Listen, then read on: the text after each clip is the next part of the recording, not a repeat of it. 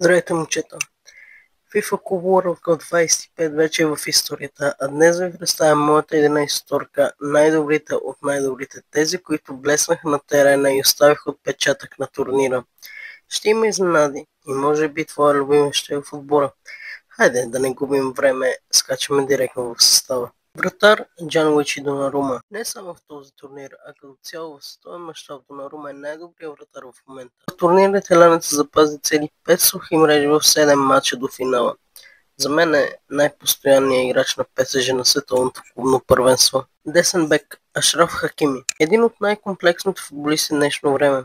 Ашраф е удоволствие за окото, страхотен защитник, който е абсолютно фантастичен и в атака.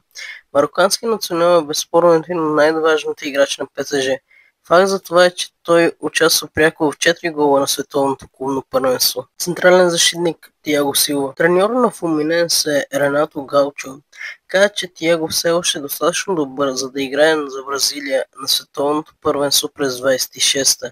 И е трудно да не се съгласиш, въз основа на представянето му през последния месец.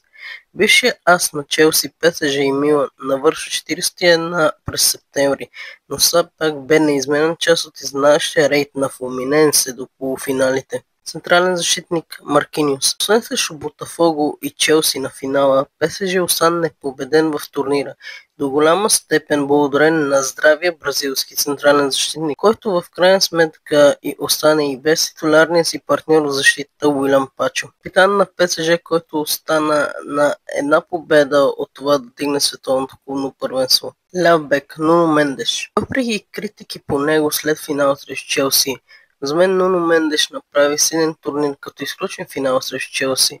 Полуфиналният мач срещу Реал Мадрид доказа доброто му представяне, а и никой друг ляв бек не изпъкна повече от Нуно на световното клубно първенство. Дефанзивен халф Витиния. Диригента на ПСЖ, съчетание от енергия и темпо, което Витиния задава, е в основата на отбора на Луис Енрике. Страхотно представя на португалеца в турнира, един от най-добрите, ако ли не е най-добрият хал в момента. Знам, че стават прекалено играчите на ПСЖ, но просто няма как да не отчетеш страхотната работа на отбора, воден от Луис Енрике. Дефанзивен халф Мойсес Кайседо. Еквадорецът този сезон е уникален и започва да изплаща онези 115 милиона, които Челси плати на Брайтън за него през 23-та. Кайседо бе в сърцето на халфовата линия на Челси, покажа някои фантастични представяния в САЩ. Нека да отчетем, че и това е първият играч на шампионите в този турнир, който включваме в състава ни. Ляво крило Анхел Ди Мария. Още един футболист, който доказва, че годините са просто число, лидер на терена за Бенфика, главен виновник за достигането до осмина финалите на турнира в САЩ за отбора на португалците. Атакуващ полузащитник Кол Палмър. След тихия втори полусезон на Кол Палмър, Мареска накара да покаже най-доброто в САЩ. Факт за това е двата гола и асистентство в финал срещу ПСЖ. След матча той взе и наградата за играч на турнира. Ляво крило Естевал. За мен е най-добрият млад играч на турнира. Младият 18 годишен Естевал остави изключителни отзиви в самия турнир. Факт за таланта му е, че 18 годишен си спечели трансфер в Челси.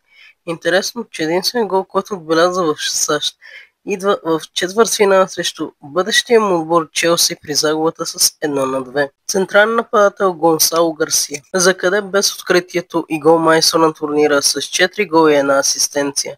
Оправдавайки доверието на Шаби Алонсо към него, което му гласува в началото на турнира, при отсъствието на звезди като Килиан Мбапе. За треньор на отбора ще бъде Луис Енрике. И това беше моята 11-торка от клуб World Cup 25.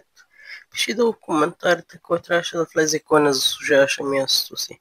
Ако видеото ви е харесало, цъкни лайк, абонирай се, удари камбанката. А с вас ще се видим, когато се видим. Чао!